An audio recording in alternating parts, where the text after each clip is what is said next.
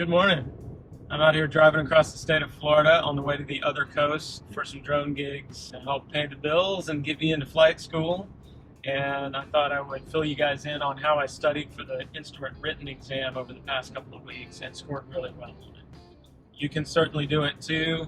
I've got some new insight on that, and I think I can share some ways that I did it that'll really help you get it done very quickly and easily. And also some new things I learned about using the new AI tools that we have to help out. So stick around to find out how I did it, and you can too.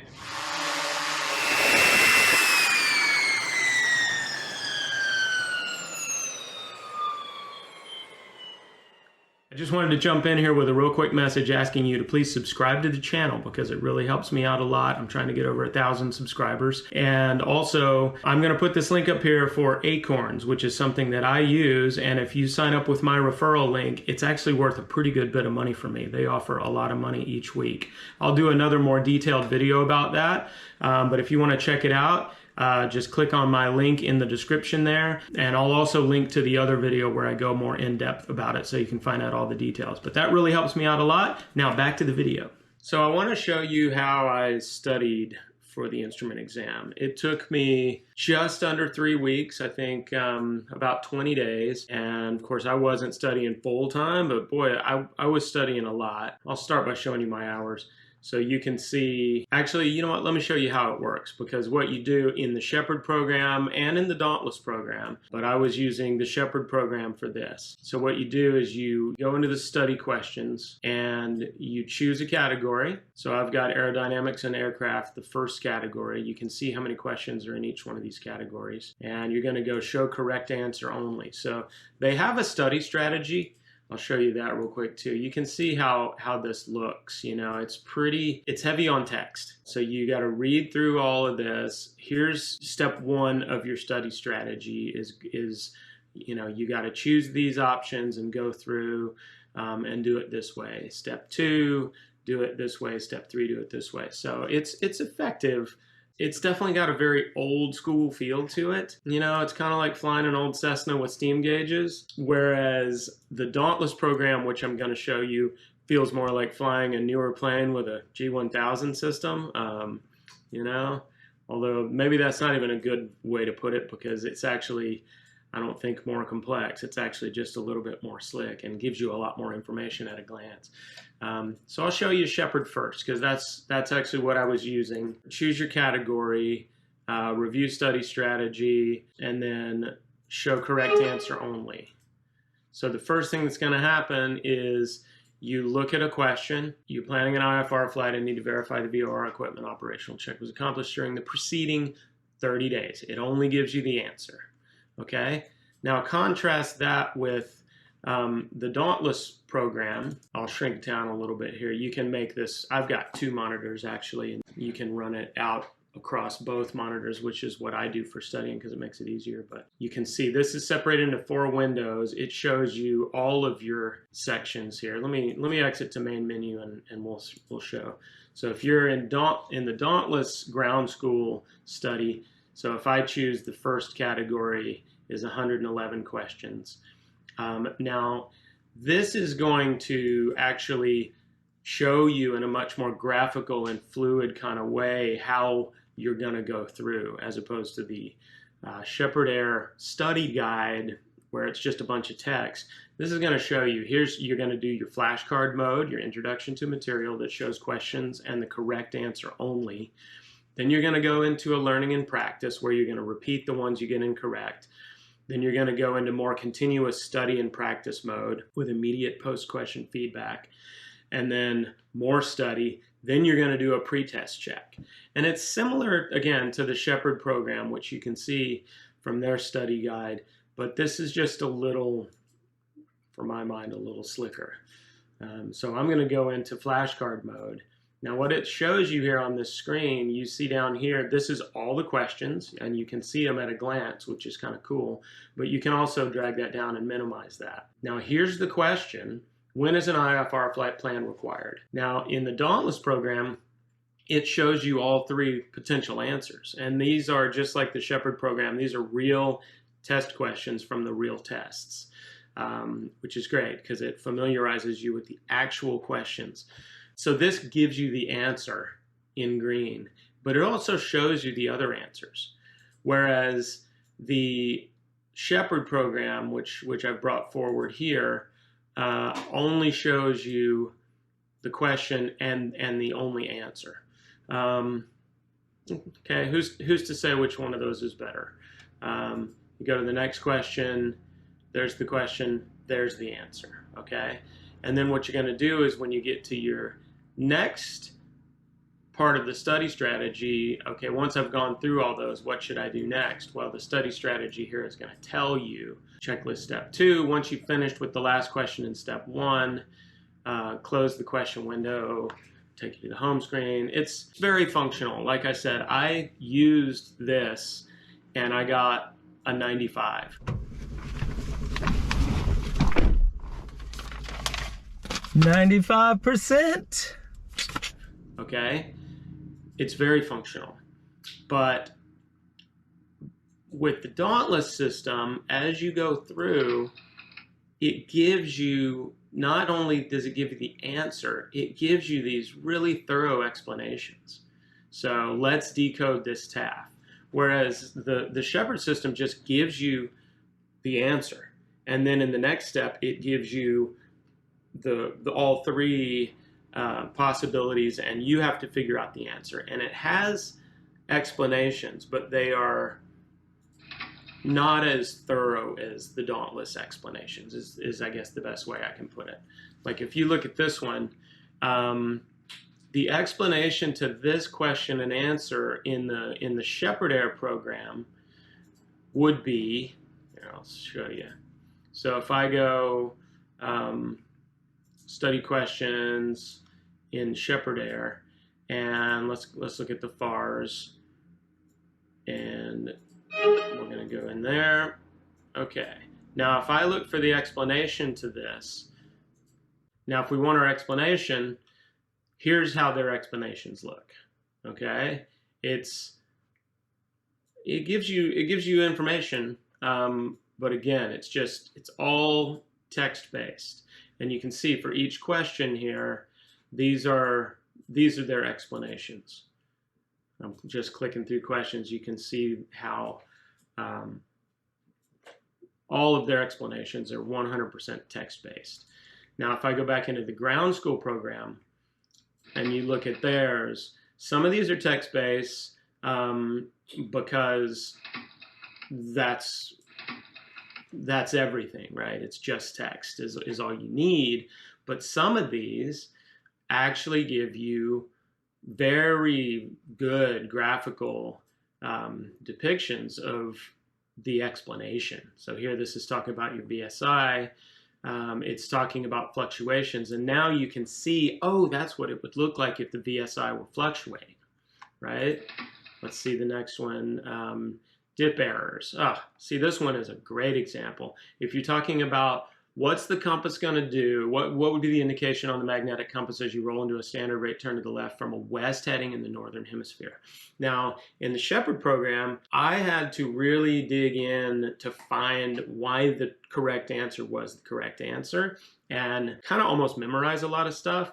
But I think with the Dauntless program, they're going to explain it, and you can remember these rules here. But then it goes into dip errors, and you can dig in as deep as you want here. And also, of course, I can expand this window, and you can size all of this so that you can see everything. You can actually even easily just make this your full screen. So now I'm gonna learn some stuff here, right? So you can see. To me, these types of graphics just lock it in so much more. Now, here's acceleration errors, and here's the rule. When on a west or east heading, accelerate, and the compass will err north. Decelerate, and the compass will err south. Weans, right? That stuff helps you remember this information. And then you come back here. So these are just a couple of examples that I think really illustrate how Sheppard is sort of the name that everyone thinks of. They've been around forever. But I believe, and again, I have to reiterate, I studied with Sheppard for this instrument exam because I had forgotten about Dauntless. After the fact, I went, oh crap, I use Dauntless for my logbook. Actually, Dauntless is a fantastic electronic logbook that I've been using since like 2006. So as I was looking through their stuff, I remembered, oh, they do all this ground school stuff. They have this huge wealth of study resources. Here's another good thing to show, actually. As you're going through, and again, I'm still just showing you the flashcard mode. You would then graduate through to the other modes and eventually do a pre-test. Like the morning of going to do your test, you do a pre-test simulated exam, actually, which approximates the real exam. And you also have a listening guide. There we go. Learn by listening, which is awesome. But one more thing I wanted to show you that they provide that is really cool that Sheppard does not provide is they provide a PDF of the entire reference figures book, basically. So you also then separately can save. You could print this out. You know, normally you got to buy this for $10 somewhere separately. So if you see, these are all the references that they're going to be, you know, referencing in the test. Of course, they're all available right here. You can see they're all available there as you're going through, but you also then have them as a whole separate PDF, which that's pretty cool. Now, on top of that, I'll just show you what all they have. So the written test prep, check ride oral exam prep, the logbook system, which I use, which is, I don't know if it's the best. I've been using it for a long time and it's great. Just all these different, like aircraft recognition tutor, free aircraft checklists for all kinds of different airplanes. Like, anyway, I'm just raving about Dauntless because I've used them forever and I love their stuff. And I thought it was interesting that Sheppard Air is recommended by everyone, and I won't unrecommend Sheppard Air by any stretch. Like I said, I scored well using Sheppard Air, but I do feel like I had to work a lot harder to actually learn the information using Sheppard Air, whereas with the Dauntless system, you get much more effective references that are going to help you learn. And that brings up another good point. I had to figure out a way to find the answers to a lot of these, not the answers to the questions as much as the explanation of what some things meant. And this was early on in my studying, but for instance, I would hit a point, it would say the MOCA such and such. And I'd be like, uh-oh, I don't know what a MOCA is yet, or the MEA, or the, MRA. And so what I learned, and this could be very helpful for you, I went to Bard. You could do this, I think, with ChatGPT also. I was using Google Bard, and I would say, I use Bard a lot of the time because you can talk to it. And I would say, in reference to instrument flight, what is a MOCA? MOCA. Here you go. In the context of instrument flight, MOCA stands for Minimum Obstruction Clearance Altitude. It's the lowest published altitude between radio fixes on VOR airways, off airway routes, etc. Okay? And then there are references here. So you can use these tools, Bard or ChatGPT, for this. Now, here's the caveat. Sometimes they will give you completely wildly inaccurate information. I'll show you if I have a good example. So if we're looking here at this question, for instance, this is a good example. What rate of descent should you plan to use initially to establish the glide path for the ILS runway 33 or localizer runway 33 approach at a ground speed of 120 knots? I've already selected the correct answers here, so we know what it is. But, if we're looking at this and we're going to go All right, it's a 3-degree glide slope. Gotta go either. Okay, if it's a 3-degree glide slope, then I want to go, for a given speed, what does a 3-degree glide slope give me at a given speed? So is there a math formula that helps me figure out the feet per minute that I need to descend at a given glide slope for a given speed in knots?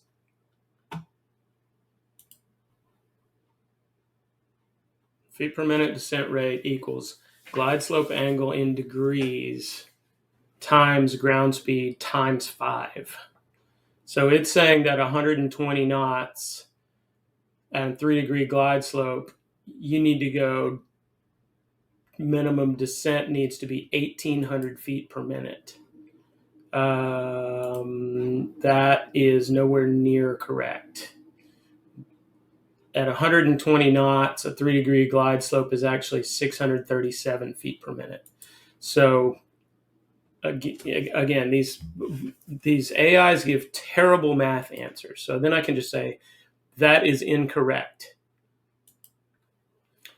You are correct. My previous answer was incorrect. The correct formula is da da da, which I suspect is also incorrect. This incorrect formula gives me 60 feet per minute. So, in conclusion, I would say do not use AI tools for anything that requires math. Do use them for these other things, like in IFR flying, what is an MEA and an MRA?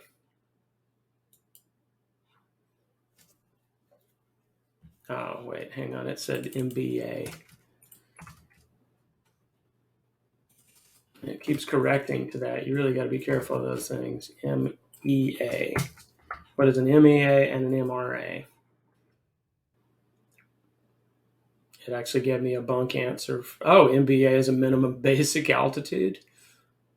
I don't know that. I don't even know if that's true. But in IFR flying, what is this? We'll cut out that last bit. In IFR flying, what is an MEA and an MRA? In instrument flight rules, MEA stands for minimum en route altitude. MRA stands for minimum reception altitude. And then it gives you some better definitions of those. So this is a real quick way to find and research, information like that along the way. Anything that you would have to go look up, you really can just ask Google Bard, ChatGPT. I like Google Bard because it's connected to the actual internet, whereas ChatGPT was trained on the internet last year. So anyway, that's a good example. Again, the caveat, just be careful what you believe. Make sure it really all checks out. And, that's part of studying anyway. You want to cross-reference everything and make sure it's all real. So I guess to summarize, I studied using the Sheppard Air program for my instrument exam. Oh, you know what? I did want to show you my hours. So taking a look at how many hours it took on the Sheppard Air program, I started tracking from section 1 as I sat down. It was really boiling my brain at the beginning. That's an hour and 19 minutes. There's another 19 minutes, another 24. That was day 1. Day 2, 24 minutes, 38 minutes, hour and 23, 30 minutes. Day 4, 39 minutes, 40 minutes. And that was all basically going through just the answers, just in flashcard mode. Okay, actually that first section was just going through in flashcard mode, and then this is doing it with all the answers shown. So you would go through flashcard mode, then you would go through seeing all the answers. And I was tracking how many of them I was getting wrong, just manually tracking that. And you have to track that yourself with the Sheppard Air program. So you can see all of my time here. I haven't even added it all up actually, but it went from May 11th through June 2nd final study before the test, I went and I got 95 on the test. I was pretty excited. So speaking of Sheppard not tracking what you're doing, and I had to do it myself there, the Dauntless program, it does track what you're doing. And what you get is this question stack here. And what it does for you is as you move through these questions, not in flashcard mode, but once you get out and you get into regular mode where you're choosing questions, the ones that you get right, it moves to one side of the stack, and the ones that you get wrong, it moves to the other side of the stack. And as you go, it separates your questions out by the ones that you know to the ones you don't know. Now in the Sheppard program, all you can do is just mark them. You either mark it or you don't. So again, this is another place where I think the Dauntless program really shines. It's just much more sophisticated. So let's go back out here, prepare for the written test. Let's go the same questions. And well, here you can look at your stacks. All of the questions are in the middle stack right now. So you can intentionally move a question to another stack, or basically what you typically have it set to is to auto stack. And what that's going to do is as you go, like I say, it'll move those questions to one side of the stack or the other. So by the time you get into study 1, study 2, you can only be studying the ones that you're having a hard time with. That's huge. So here now you can see an instrument-rated pilot is planning a flight on IFR on July 1 this year. Before conducting the flight, the pilot must have, and then here are your 3 answers. And it doesn't show you the explanation down here until after you grade this answer. So no earlier than January 1. That's it. Boom. So it tells you that you're correct. It really drives that home by popping up this screen. Really nice big, here's the answer, gives you options, and then really gives you a nice big fat explanation. Yeah, I mean, look how great this explanation is. And you can make that bigger too if you need to. Yeah, so good. Then you go on to the next one. What should be the indication on a magnetic compass as you roll into a standard rate turn? From to the left from a north heading. To the left from a north heading. Boom, boom, boom. I did learn some of this stuff. Again, got it right. Gives me a nice big answer. Again, shows me all of that good compass stuff. It's really explaining why that's the right answer. And boom, on to the next one. I just can't say enough. I'm going to use the Dauntless instead of the Sheppard program for my commercial rating, which is what I'm studying for next. So I hope this is helpful to some of you guys. Again, go with either of these. I think you can't lose, but I think you're going to learn a lot better, a lot more, a lot faster with the Dauntless system, I think. And I'll do another video as I study for my commercial, and we'll see how I like it along the way. All right? Thanks for joining me. Do me a favor and subscribe to the channel, because every person who subscribes puts me closer to getting over that 1,000 subscriber mark, and that's really what I'm going for. So I appreciate you being here, joining me on this journey, and take to the skies. All right, take care.